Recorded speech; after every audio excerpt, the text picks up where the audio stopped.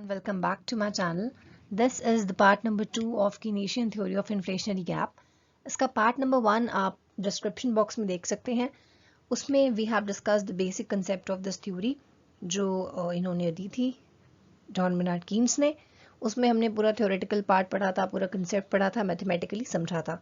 In this video we will be understanding the diagrammatic presentation of the theory plus इस theory का कुछ criticism. So let's start.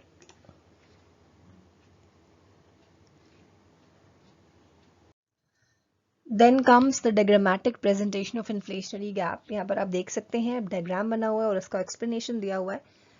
O Y axis पर आप देखिए यहाँ पर हम क्या मेजर कर रहे हैं. We are measuring the total anticipated expenditure on this O and O Y axis. On O X axis we are measuring GNP या फिर real income. C plus I plus D क्या है? ये जो C plus I plus D ये consumption income और government investment और ये जो गवर्नमेंट आप देख रहे हैं ये क्या है? ये है aggregate amount of spending, total amount of spending जो करी गई है at each level of aggregate income.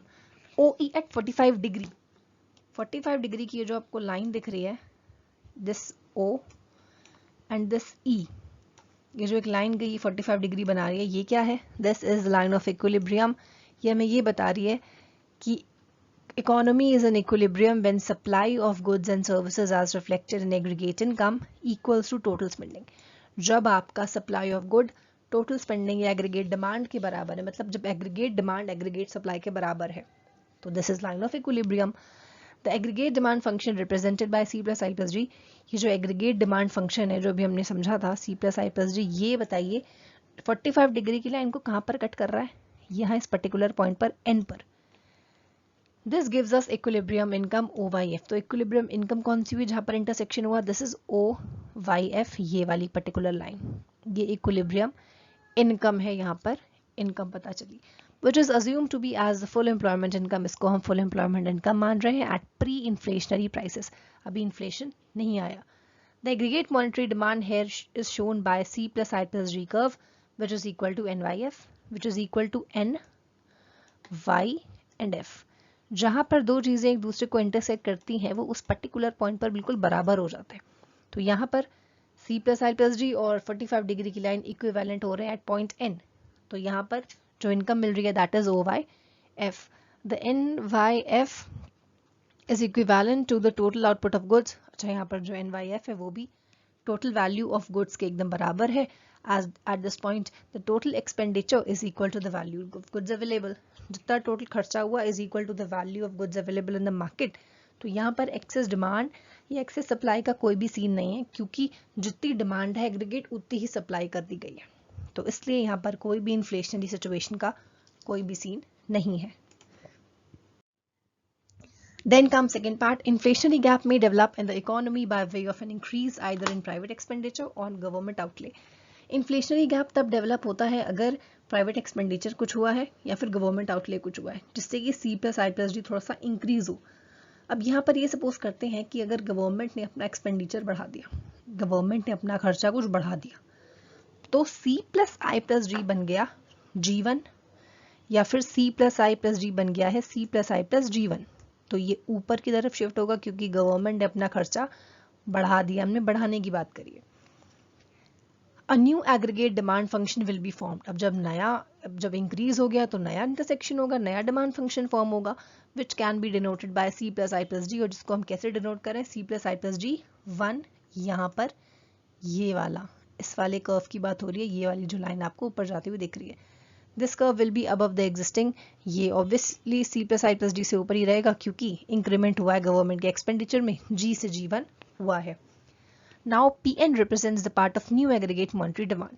अब जहां पर इंटरसेक्शन हुआ अगेन फिर से Pn, this is P and this is N. ये जो Pn है ये हमें बता रहा है new aggregate monetary demand. Pn represents the excess of monetary demand over available output. जितना डिमांड एक्सेस हुई, demand is greater than available output. जब डिमांड आपके अवेलेबल आउटपुट में ज्यादा है तो प्राइस आउटपुट के बढ़ा दिए जाएंगे which denotes कि वहां पर इन्फ्लेशन आ चुका है. Thus Pn represents the inflationary gap in the country. तो ये जो Pn है ऊपर वाला P और ये नीचे वाला N, ये जो आपको पूरा डिस्टेंस दिख रहा है एक दूसरे के बीच में, ये क्या है? This is inflationary gap. At this point since the economy is operating at full employment, और हम ये भी मान रहे हैं कि कंट्री फुल एम्प्लॉयमेंट चल रही है, तो supply of money income increases more rapidly than the output of goods and services the economy. ये पूरा कॉन्सेप्ट आपको बहुत अच्छे से तब समझ में आएगा जब आप इसका पार्ट नंबर 1 देखेंगे, तो उसका लिंक डिस्क्रिप्शन बॉक्स में गिवन है, एक बार वहां पर जाकर जरूर देख लीजिएगा for your better understanding. Then comes limitations of the theory. According to Keynes, inflationary gap is considered excess demand only in commodity market. अच्छा, कीन्स के हिसाब से कीन्स ने जो बताया, उन्होंने मार्केट शब्द का यूज किया। उन्होंने ये नहीं बताया कि कमोडिटी मार्केट की बात हो रही है कि फैक्टर मार्केट की बात हो रही है। अगर कमोडिटी की बात हो रही है तो फैक्टर में क्या चीजें होती हैं ये उन्होंने क्लियर नहीं करी। अगर फैक्टर की बात हो रही है तो कमोडिटी में क्या चीजें होती हैं ये उन्होंने क्लियर नहीं करी। तो he did not bifurcated the market, उन्होंने सिर्फ मार्केट शब्द बोला कि मार्केट में ऐसा होता है, मार्केट में वैसा होता है। तो ये एक लिमिटेशन है कि कुछ क्लैरिटी नहीं है। Second, the phenomena of inflation is quite dynamic. अच्छा, इन्फ्लेशन जो है वो आता जाता रहता है, इन द सेंस कि बढ़ता ही है, उसकी पेस कभी कभी कम उतना नहीं होती जितनी स्पीड में वो बढ़ता है। तो उसका phenomena is quite dynamic in nature, वो एक बार बढ़ जाएगा फिर वो 10 साल वेट नहीं करेगा। There is persistent increase. तो इस तरह का कुछ होता है इन्फ्लेशन, लेकिन इन्फ्लेशनरी गैप के हिसाब से स्टैटिक है, एक बार बढ़ गया फिर उसके बारे में आगे कोई बात नहीं करी। Keynes concept of inflationary gap deals only with the current flow. इनके हिसाब से सिर्फ करंट सिचुएशन कैसी है, सिर्फ उसके बारे में बात हुई है। करंट इनकम कैसा है, करंट एक्सपेंडिचर कैसा है। Whereas inflationary price will not affect the price of current output but also affect the price of stock of goods produced previously. लेकिन अगर देखा जाए तो इन्फ्लेशनरी प्राइस राइज सिर्फ करंट सिचुएशन को इफेक्ट नहीं करता। अगर आपने पहले कोई गुड्स बनाए हैं तो वो भी प्रेजेंट में अगर बेच रहे हो तो उसको भी इफेक्ट करेगा। Alright, so this is it for today's video. I hope आपको समझ में आ गया होगा ये पूरा concept. In case of any doubt, please use the comment box for your valuable suggestions, for your queries. और इसके साथ ये पूरा टॉपिक खत्म हो जाता है। Part 1 is given in the description box. Thank you everyone for watching the video and may God bless you.